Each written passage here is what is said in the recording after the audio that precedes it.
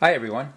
Thanks for dropping by my workbench this evening and checking out this final test video for Michael's Breckwell brand pellet stove controller.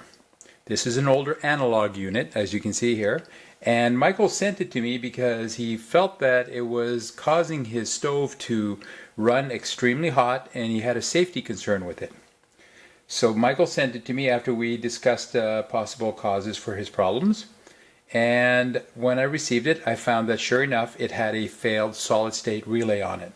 So I've made the necessary repairs and I'm ready to do final test on it. As you can see, the controller is currently connected to my tester using a wiring harness, and my tester is made up of 3 light bulbs to simulate the various features of the stove, such as the combustion fan, the auger motor, and the convection or room fan. Also connected to the controller is an auger motor, an actual auger motor, that is connected to the auger. So whenever this light comes on, whenever the controller calls for the auger to drive, we'll see this light come on, the one marked in yellow, and we'll see this little triangle feature here to spin around. So let me go ahead and turn it on, and when I do, I expect the combustion fan and the convection or room fan to come on. And there we have it. We have both those lights come on. So that means the controller is sending power out to the combustion fan, and it's also sending power out to the convection or room fan. I currently have the convection in low speed here, so if I turn it up, we'll see the intensity of the light bulb in the back jump up a little bit. It's very difficult to see, but I can see it there.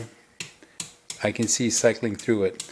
Now I will note that, like with other controllers, the D, E, and max positions do not make a change to the intensity of the light bulb. So as I go from D, E, and max, you can see that it is not changing at all. E, max, E, D. And as I go down, we can see the intensity of the light bulb go down. So that is functional. The other thing I can do is I can press the high fans button here, switch, and if I press on that, we see that the intensity of the light goes to maximum. That means the fan would be running in maximum speed. So that's functioning correctly. The other feature I can check right now is a manual feed. If I press on that, we'll see the auger drive come on, and as I noted, we'll see this symbol spin. So let's go ahead and do that. Notice how the symbol is spinning, the auger motor is spinning, and the auger indicator, the one marked in yellow in the back there, comes on and off. That's what I expect to see. So that's all of the manual features that have been tested, and they're functioning correctly. The next thing we'll do is we'll go into automatic mode. To do that, I'll press on the auger button once. That will cause the green light up here to come on to tell us that we're in automatic mode, and we are in low. Eventually the pellet drive will come on. That will cause the yellow light to come on and will cause the motor to spin. So let's go ahead and do that. As you can see, the green light at the top came on. Now, it'll take about 20-25 seconds before the first cycle of the auger drive to come on.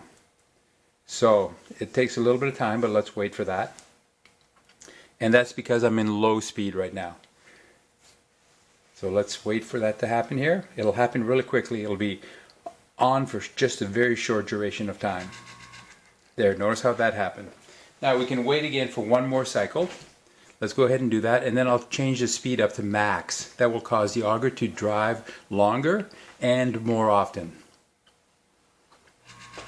There's the next one. So let's go up to max, and we'll see the difference here. Not only do we see the red indicator or the room fan come on brighter, which means the fan will be running longer or harder, faster, but we'll notice that the auger stays on much longer.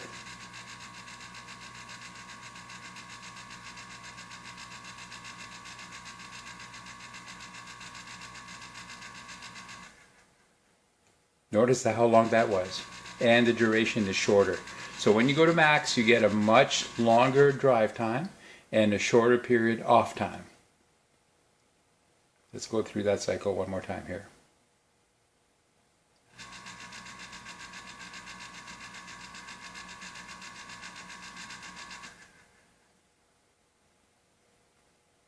So that would drive a lot of pellets into the fire pit, cause the fire to roar and get hotter, and of course the fan runs on maximum, so that would push more hot air into the room.